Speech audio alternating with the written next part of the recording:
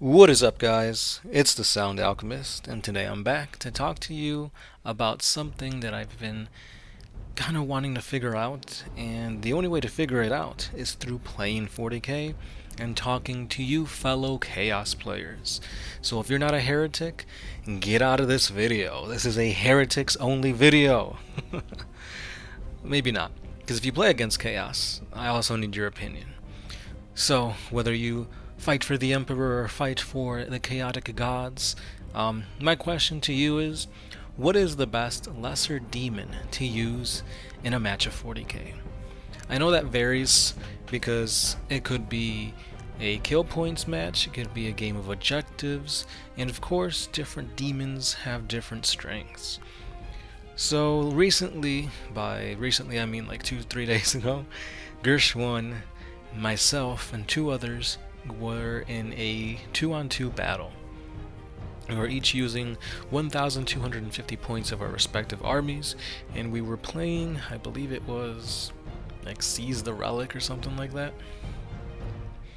And the game didn't really matter so much because it was kind of one-sided. So I was on a team with Gershwin, he was playing his orcs, I was playing Chaos, and I was using Zeech. And the Zeech and lesser demons, of course, are the horrors. I've never fielded horrors until that day, and they were pretty good. Pretty good in the sense that they can cast Smite, and if they're pink horrors, they have an Assault 3 weapon, I believe. However, when they die, they don't just die. They come back as 2 blue horrors. And then when a single blue horror dies, it comes back as 2 brimstone horrors. So essentially a 10-man pink horror squad, which is the bare minimum, can net you 40 brimstone horrors at the end of the day. That's freaking insane. That seems a little overpowered. Like, if you bring 30 pink horrors and all 30 of them die, that gives you 60 blue horrors. And if all those 60 blue horrors die, that gives you 120 brimstone horrors. Like, how does that even make sense? That seems more overpowered than like Necrons coming back up with their resurrection stuff. Like, after a while, the thing that kind of said, okay, like maybe they're not OP because of morale. Nowhere did I see that horrors were fearless. So that means if all 10 of your guys die, your leadership's only 7. So, you know, the more you kill, the less chances of you, or the more that die, the less chances of your pink horrors staying on the battlefield and not running away.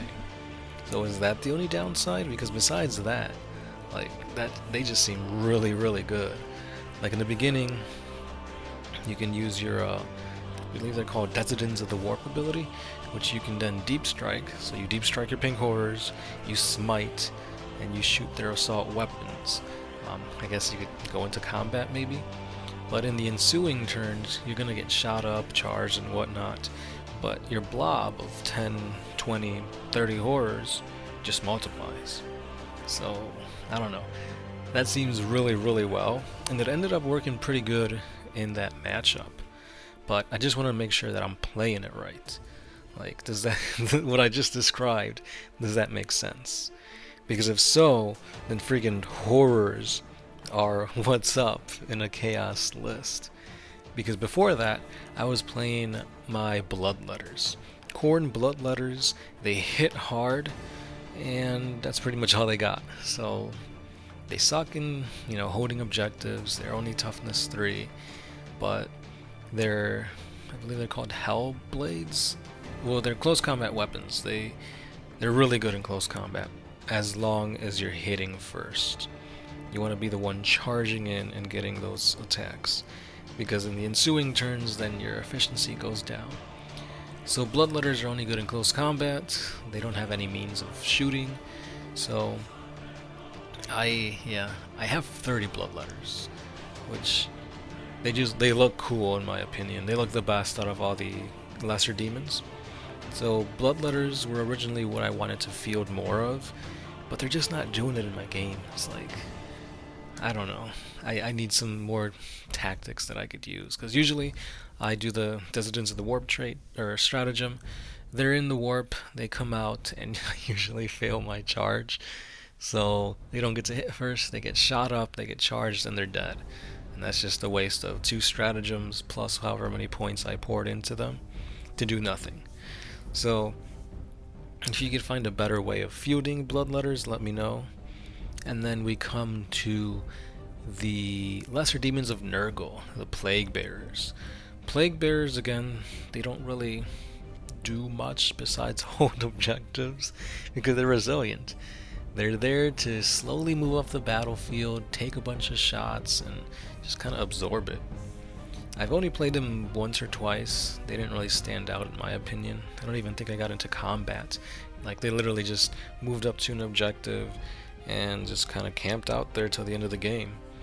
So I got not much to say on that. And finally, the Demonettes of Slaanesh. I have literally nothing to say about them because I don't have any models, I've never used them, and in general I feel like nobody really plays Slaanesh. Like, I haven't really seen any battle reports with Slaanesh on there, so if you guys play Slaanesh, please let me know, because maybe I'm missing out on something. I do want some Slaaneshi Fiends in my army, because they do look pretty cool, and I think they're like a fast attack, so they move fast, they look cool, they got like 6 titties, so those anteater demon looking things are gonna be in my army sooner or later, but I've got other things to get before I move to that.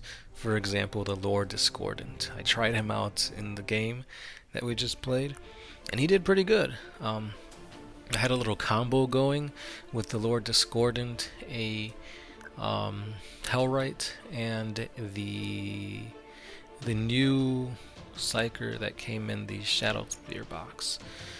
So basically, all those guys can buff each other up depending on what psychic powers they put, and your Lord Discordant can heal pretty much 4 wounds a turn if you're playing it right, because he heals 1 wound automatically at the beginning of your turns, and I forgot what it's called, but that Psyker from the Shadow Sphere box, I gave him an ability where he can take a wound off of the Warpsmith and give D3 wounds back to the Lord Discordant.